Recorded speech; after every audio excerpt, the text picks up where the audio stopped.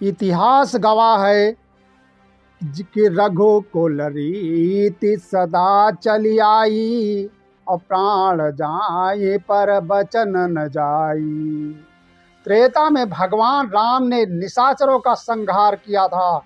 आज कलयुग में असामाजिक तत्वों को योगी साहब धूल में मिटा रहे हैं।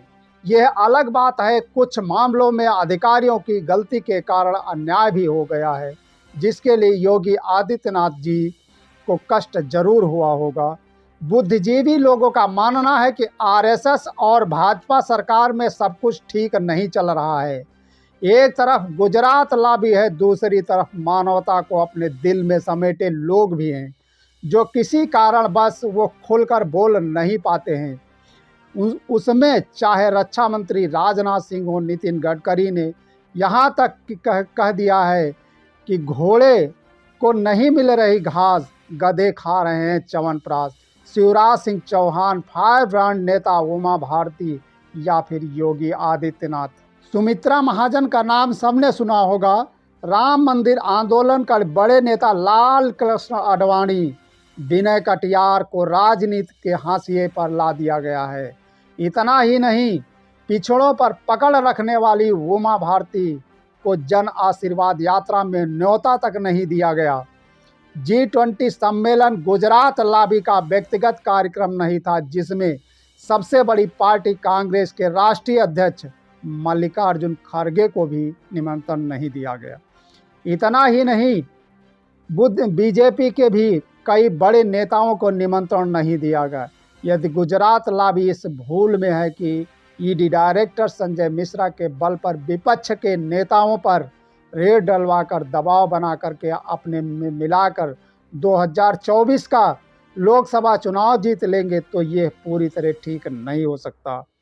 कहा गया है कि घर का भेदी लंका ढाई।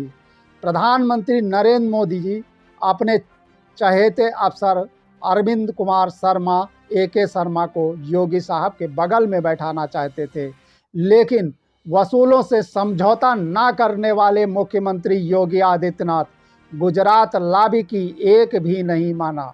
यहाँ तक कि केशव मौर्य को भी अपने हृदय में जगह नहीं दी है। अब दल बदलूर दारा सिंह चौहान और OP राजभर किस आधार पर ये कह रहे हैं कि हम मंत्री जरूर बनेंगे। विरोध करने वाले अपना दिल थाम ले, कहीं कलेजा न फट जाए। घोसी विधानसभा चुनाव में घोसी विधानसभा चुनाव में इन दोनों नेताओं की प्रतिष्ठा दांव पर लगी थी, और उसमें ये दोनों नेता पूरी तरह धराशायी हो गए हैं। अब OP राजभर चुनाव परिणाम आने के 2 दिन बाद दिल से निकले हैं और कह रहे हैं कि बीजेपी में प्रधानमंत्री नरेंद्र मोदी, अमित शाह और JP नड्डा सब कुछ है, और कौन क्या होता है। अर्थात OP राजभर उत्तर प्रदेश मुख्यमंत्री योगी आदित्यनाथ को तवज्जो नहीं देते हैं, लेकिन OP राजभर ये भूल गए कि योगी आदित्यनाथ का जब बुलडोजर चलता है तो लोग पानी नहीं मांगते हैं। अब देखना यह है कि OP राजभर और दारा सिंह चौहान कहीं उस कहावत का शिकार ना हो जाए कि धोबी का घाट का ना घर का।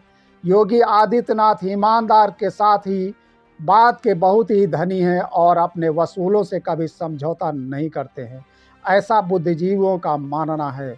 अब संजय मिश्रा के सिर्फ 5 दिन बचे हैं।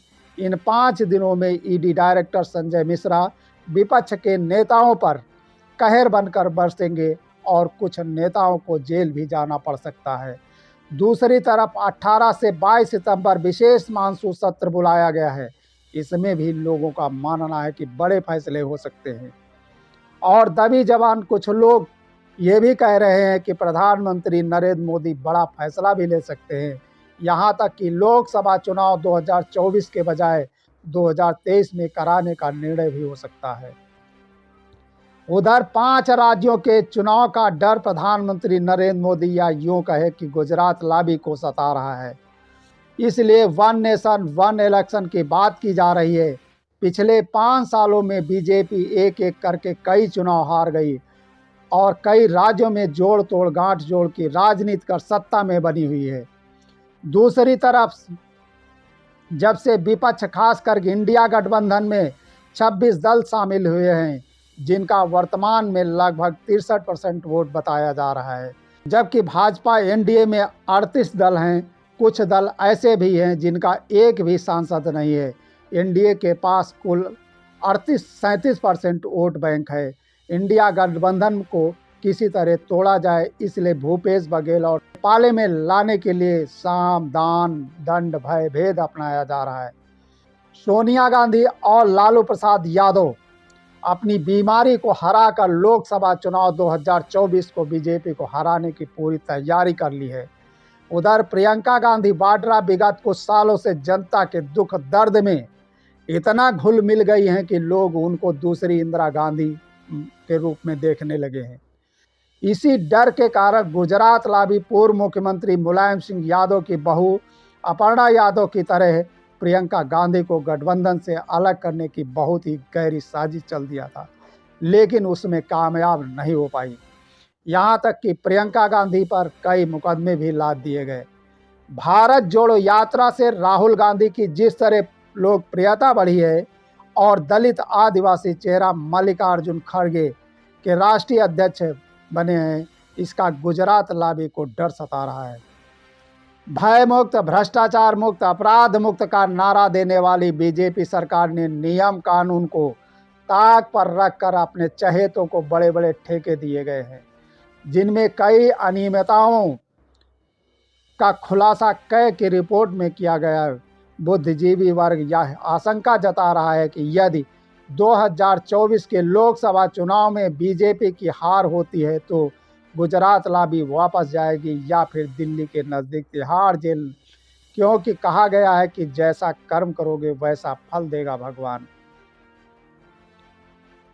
कुछ लोग जिनका किसी राजनीति दल से कोई लेना देना नहीं है, कह रहे हैं कि आज़ादी के बाद से सबसे भ्रष्ट सरकार वर्तमान की भाजपा सरकार है। सरसंघ चालक मोहन भागवत कभी जाति को लेकर कहते हैं कि पंडितों ने बनाई है और मुसलमानों को डरने की ज़रूरत नहीं है। आरक्षण का जब तक जातिवाद का भेदभाव रहे तब तक लागू रहना चाहिए।